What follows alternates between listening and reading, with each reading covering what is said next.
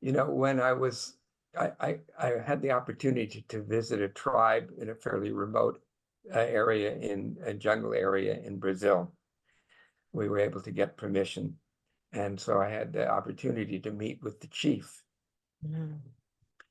And I mean, it took us like about 24 hours to get there, and it was exhausting. It was like 100 degrees, and we were walking in the noon sun.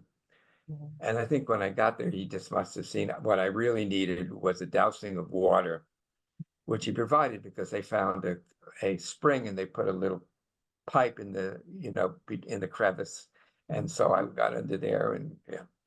So then he asked me, well, you know, why did you come?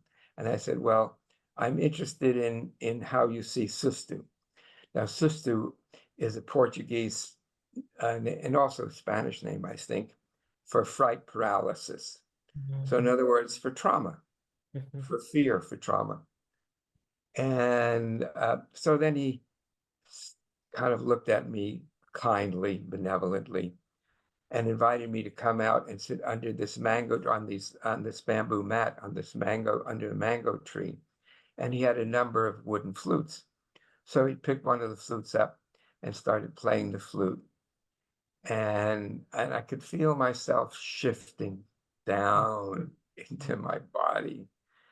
And I asked him, is it okay if I could play one of these flutes? And he said, of course, that's why they're there. So remember, this is translation from the Kranaki language to Portuguese and then Portuguese to English.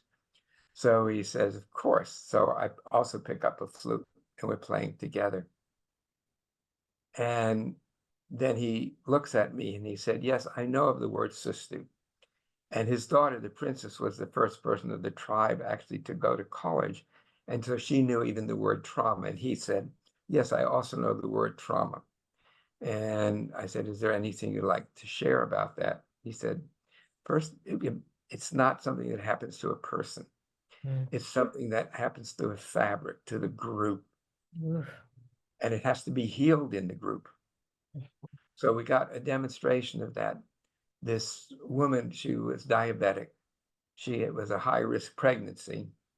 They were expecting twins. She was expecting twins. And so she went in this very small hospital about 3 hours away, 4 hours away. And tragically, they were stillborn. The twins were stillborn. And so she was just in profound depression. And they gave her medications that didn't do any good. And they wanted to do shock treatment. So they had to get permission to do that. So that's how the people, how they knew that that's what they wanted to do. So in the middle of the night, they snuck in, fashioned a ladder up to her window, and brought her back into the tribe.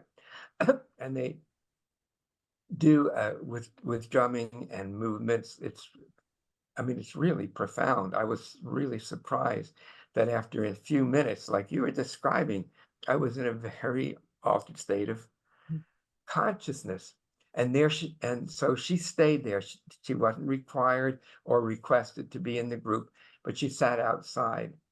Then as the group continued, one woman in the group, in the circle, started to cry, and then several other people started to cry. And then she wailed and cried. And then she joined into the group and she was okay. But again, it was something that had to be held by the group, not an individual of a therapist and a patient, a therapist and a client. Yeah. So I think that's an important realization and realization that we're missing in our kind of fractionated society where we're just like it's I don't want to say it's egotistic, but it's overly ego involved. And for me, that gave me again also some clues of whether I am enough, because I'm not enough just as an individual, but I'm enough and when I'm embedded in this, yeah. this vortex of humanity. Wow.